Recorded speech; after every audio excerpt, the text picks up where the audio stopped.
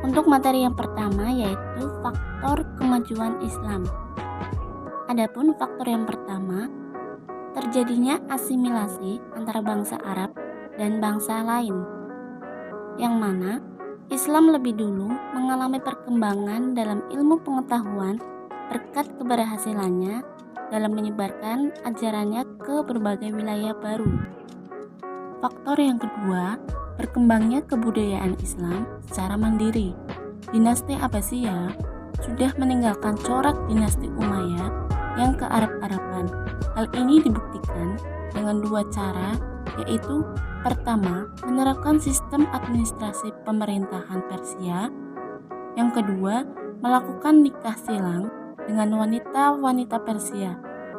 Pada masa ini pula, pemerintah Islam tidak lagi menjadi monopoli orang Arab, di mana dinasti Abbasiyah membuka ruang yang luas bagi orang Arab yang ahli di bidangnya.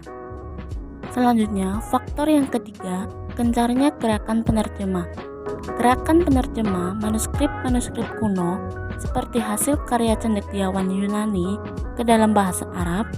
Hal ini sudah dilakukan semenjak masa Khalifah Al-Mansur dan keturunannya dengan mengangkat dan menggaji para penerjemah dengan gaji yang sangat tinggi dan membangun perpustakaan sebagai pusat penerjemahan dan kajian ilmu pengetahuan. Faktor yang keempat, adanya semangat untuk mencapai kemajuan dalam berbagai ilmu pengetahuan. Semangat kaum muslimin yang tulus untuk menyebarkan agama Islam, yaitu semangat yang tumbuh dari hati nuraninya sendiri tanpa ada orang yang memerintahkannya. Mereka menyebarkan atau mengajarkan agama Islam hanya semata karena Allah Ta'ala. Selanjutnya, faktor yang kelima yaitu termotivasi oleh metode berpikir filsuf Yunani. Banyaknya cendekiawan muslim yang menemukan berbagai teori, misalnya seperti Al-Khawarizmi menemukan angka 0, Ibnu Sina yang membuat termometer udara untuk mengukur suhu udara, dan Ar-Razi yang disebut seorang tabib terbesar di sepanjang masa. Selanjutnya, faktor penyebab kemunduran pemikiran Islam, yaitu 1. Konflik Islam dengan Kristen. Para penguasa muslim tidak melakukan islamisasi secara sempurna. Hal itu menyebabkan kehidupan negara Islam di Spanyol tidak pernah berhenti dari pertentangan antara Islam dan Kristen. Pada abad ke-11 Masehi, umat Kristen memperoleh kemajuan pesat, sementara umat Islam sedang mengalami kemunduran. 2. Tidak adanya ideologi pemersatu. Di Spanyol, sebagaimana politik yang dijalankan Bani Umayyah di Damaskus, orang-orang Arab tidak pernah menerima orang-orang pribumi. Hal itu mendatangkan dampak besar terhadap secara sosioekonomi negeri tersebut.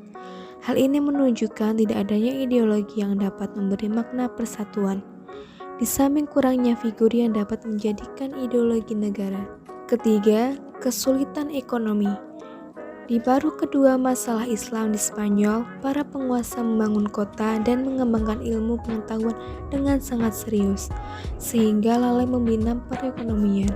Akibatnya, timbul kesulitan ekonomi yang amat memberatkan dan mempengaruhi kondisi politik dan militer. Keempat, tidak jelasnya sistem peralihan kekuasaan. Hal ini menyebabkan perebutan kekuasaan di antara ahli waris, bahkan karena inilah kekuasaan Bani Umayyah runtuh dan makhluk Al-Tawif muncul. Granada yang merupakan pusat kekuasaan Islam terakhir di Spanyol jatuh ke tangan Ferdinand dan Isabella. Di antaranya juga disebabkan permasalahan ini. Yang terakhir, kelima, keterpencilan. Di Spanyol, Islam bagaikan terpencil dari dunia Islam yang lain. Ia selalu berujung sendirian tanpa mendapat bantuan kecuali dari Afrika Utara. Dengan demikian, tidak ada kekuatan alternatif yang mampu membendung kebangkitan Kristen di sana. Selanjutnya, faktor-faktor munculnya kebangkitan Islam. Dewasa ini, kebangkitan Islam merupakan fenomena internasional dengan berbagai macam topik diskursus yang menantang. Profesor Azumardi Azra berpendapat bahwa gerakan kebangkitan ini muncul seiring dengan malaise atau kegelisahan total yang terjadi akibat persetujuan dengan kultur barat, sehingga mengakibatkan tersisihnya umat Islam di pojok-pojok keterbelakangan. Menurut Chandra Muzaffar, kebangkitan kembali Islam antara lain diilhami oleh beberapa faktor, yaitu yang pertama, kekecewaan terhadap peradaban barat secara keseluruhan yang dialami oleh generasi baru muslim. Faktor yang kedua, gagalnya sistem sosial yang bertumpu pada kapitalisme dan sosialisme. Faktor yang ketiga, ketahanan ekonomi negara-negara Islam tertentu akibat melonjaknya harga minyak. Faktor yang keempat, rasa percaya diri kaum muslimin akan masa depan mereka akibat kemenangan Mesir atas Israel tahun 1975, revolusi Iran tahun 1979, dan fajar kemunculan kembali peradaban Islam abad ke-15 menurut kalender Islam. Menurut L. Stoddard, kebangkitan dunia Islam awalnya bukanlah reaksi takut atau dendam kepada Barat, sebab pada saat itu Eropa belum menyerang Islam dengan sungguh-sungguh. Selain merebut wilayah Turki di Barat dan beberapa wilayah Asia, termasuk Kepulauan Indonesia, sehingga ia menyimpulkan bahwa bahaya dari Barat belum dapat dirasakan secara nyata. Dari hadis-hadis lahir harapan yang menyebar luas di kalangan umat Islam bahwa Allah akan mengutus seseorang yang akan membawa kemenangan universal bagi Islam. Harapan itu mereka jemput dengan melakukan berbagai pemberontakan di mana-mana.